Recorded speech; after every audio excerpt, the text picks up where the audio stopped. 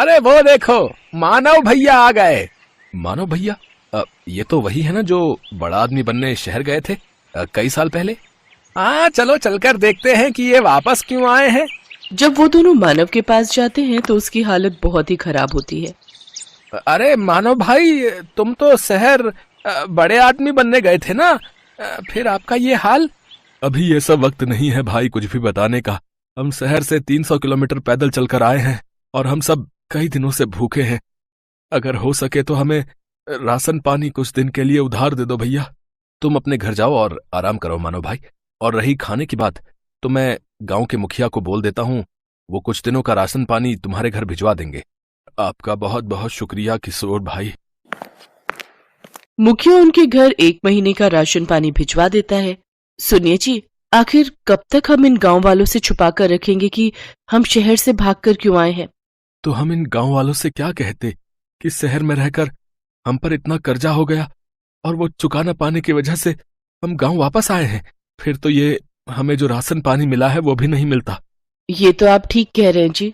देखो रमा, जो किस्मत में लिखा है उसे कोई नहीं टाल सकता। चलो अब सो जाओ, रात बहुत हो गई है। मैं कल ही मुखिया से मिलकर काम की कोई बात करता हूँ।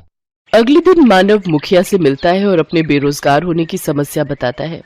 देखो मानव, तुम इस गांव के बेटे हो और अब तुम इसी गांव में रहकर अपना कोई काम शुरू करो। आपने बिल्कुल सही कहा मुखिया जी। वैसे मैं शहर में सारा दिन ऑटो रिक्शा चलाता था और शाम को रमा और मैं पानी पूरी का ठेला लगाते थे। तो मैं सोच रहा हूँ कि क्यों ना मैं इस गांव में भी पानी पूरी बनाकर बेचूं। हाँ हाँ, ये तो बहुत ही अच्छा ख्याल है। वैसे भी अपने गांव में एक भी पानी पूरी वाला नहीं है। अपना खेत गिरवी रखकर मानव और रमा ने पानीपुरी का ठेला खोल लिया। वो ठेला लगाकर बैठे थे, तभी वहां उसका बचपन का दोस्त विनोद आ गया, जो कि एक गांव से दूसरे गांव तक ऑटो चलाता था। अरे वाह, आज मेरा दोस्त नए काम की शुरुआत कर रहा है। लेकिन तेरे चेहरे पर इतनी उदासी क्यों है? क्या बताऊं यार, ठेला लगाए पूरे 2 घंटे हो गए लेकिन अभी भी एक भी बोनी नहीं हुई। अच्छा बता, कितने की प्लेट दे रहा है तू इन गोलगप्पों की? भैया 10 रुपए के 5 गोलगप्पे हैं बस। अच्छा भाभी, फिर तो मेरे लिए 1 प्लेट लगा दीजिए। मानव उसको गोलगप्पे बनाकर खिलाने लगा। उनको चखते ही विनोद ने कहा, अरे वाह, ये तो सचमुच किसी अमृत समान है। कुछ ही दिनों में उनका पानीपुरी का काम बहुत अच्छे से चलने लगता है। एक दिन मुखिया जी उसके ठेले पर आते हैं। मानव, मैं तुमसे एक बात कहना चाहता हूँ। जी कहिए मुखिया जी। मानव, तुम्हारी पानीपुरी आसपास के गांव में भी बहुत प्रसिद्ध है।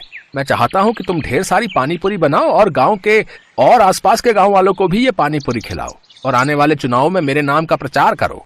क्यों नहीं मुखिया जी, आपने मेरी मदद उस वक्त की थी जब मैं खाली हाथ इस गांव से लौटा था, तो भला मैं आपको इनकार कैसे कर सकता हूँ। मैं आपकी मदद जरूर करूंगा। बहुत बहुत धन्यवाद मानव बेटा। अच्छा, अब मैं चलता हूँ। है, आपने हाँ तो कर दीजिए, लेकिन अब हम इतनी सारी पानीपुरी बनाएंगे कैसे? हमारे पास सामान के लिए इतने पैसे कहाँ से आएंगे? अब हमें अपने गिरवी रखे खेत को बेचना होगा। ये आप कैसी बातें कर रहे हैं जी? अगर अच्छी कमाई हो गई तो फिर हम उस कमाई से नया खेत ले लेंगे। लेकिन मैंने मुखिया को जुबान दी है और अब मैं अपनी बात से पीछे नहीं हट सकता। और इस तरह मानव ने अपनी जमीन भी बेच दी। क्या बकवास कर रहे हो मानव? आखिर हमारे बीच पैसों की बात कहाँ हुई थी? मजाक मत कीजिए मुखिया जी, मैंने अपना खेत भी बेच दिया है। ऐसे तो मैं बर्बाद हो जाऊंगा। चुपचाप जाता है या धक्के मारकर निकालूं यहाँ से? दुखी होकर मानव घर पहुंचता है और रमा को सारी बात बताता है। अब तो हम लोग भूखे मर जाएंगे जी, जो बचा खुचा था वो भी हमने बेच दिया। मानव और मुखिया के झगड़े का पता सारे गांव में लग जाता है और अब कोई भी मानव के ठेले पर पानीपुरी खाने नहीं आता। एक रोज विनोद मानव के घर आता है और कहता है, मानो मैं कुछ दिनों के लिए किसी काम से शहर जा रहा हूँ, तब तक मैं अपना ये ऑटो रिक्शा यहीं छोड़कर जा रहा हूँ। इस गांव में इकलौते तुम ही हो जो ऑटो चलाना जानते हो। जब तक मैं वापस नहीं आ जाता तुम इसे अपने ही पास रखो। अगर तुम्हें कोई परेशानी ना हो तो क्या मैं कुछ दिनों के लिए तुम्हारे इस ऑटो का इस्तेमाल कर सकता हूँ भैया? हाँ हाँ, क्यों नहीं। अरे ये भी कोई पूछने की बात है? इतना कहकर विनोद वहां से चला जाता है। सुनिए जी, मुखिया जी ने जो ढेर सारी पानीपुरी बनवाई थी, क्यों ना हम उन पानीपुरियों को ऑटो में ले जाकर आसपास के गांव में बेचें। मानव रमा के साथ मिलकर गांव-गांव घूमकर अपनी बनाई हुई पानीपुरी बेचने लगा। देखते ही देखते वो दोनों ऑटो रिक्शा पानीपुरी वाले नाम से फेमस हो गए। आज मैं बहुत खुश हूँ। हमेशा से कर्जे से भागते आया हूँ, लेकिन आज तो ऐसा लग रहा है मानो मैं दुनिया जीत चुका हूँ। कुछ दिन बाद विनोद एक नया ऑटो लेकर गांव पहुंचा। अरे वाह विनोद, नया ऑटो? लेकिन तेरे पास तो पहले से ही ऑटो है ना, फिर ये किस लिए?